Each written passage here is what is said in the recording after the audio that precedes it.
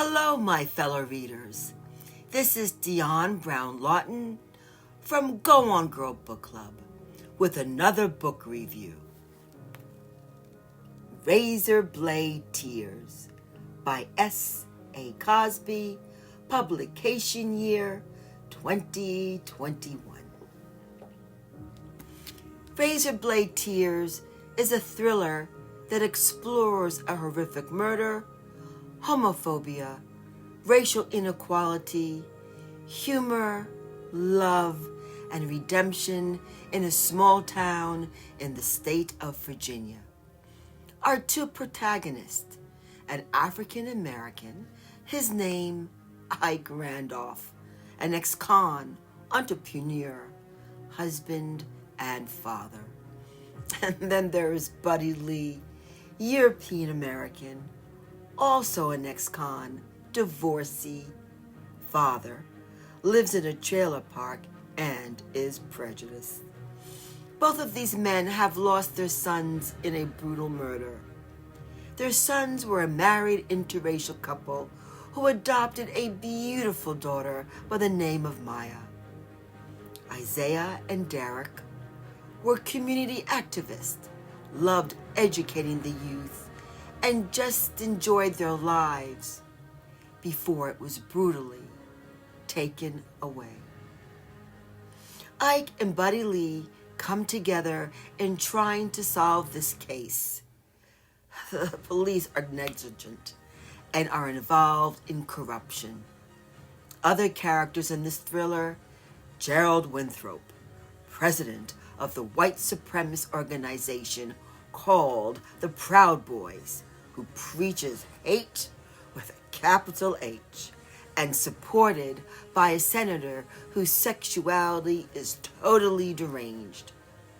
He also hides behind his racism. And then there is Tangerine, a stunning beauty who is the glue behind the murders of Isaiah and Derek. How will all these characters come together? Will Ike and Buddy Lee be able to solve their son's murder without Detective LaPata's help? Or will the Proud Boys eliminate Ike and Buddy Lee first? This thriller is a total roller coaster ride. I could not put this book down. S.A. Cosby's writing style is lyrical, humorous, and thought-provoking. To quote two paragraphs from Razorblade Tears. Ike speaks to Reverend Johnson at the burial ground of his son. You think my son was some kind of monster, and you made sure everybody at his funeral knew it. My boy was less than 5 feet away from you, and you couldn't shut the fuck up about his sins were forgivable. His abominable sins. Ike, please, Reverend Johnson said. A line of cars was forming behind the good minister's BMW. You didn't say nothing about him being a reporter or that he graduated top of his class at VCU. You didn't talk about him winning the state basketball championship in high school. You just kept talking about abominations. I don't know what you thought he was, but he was just...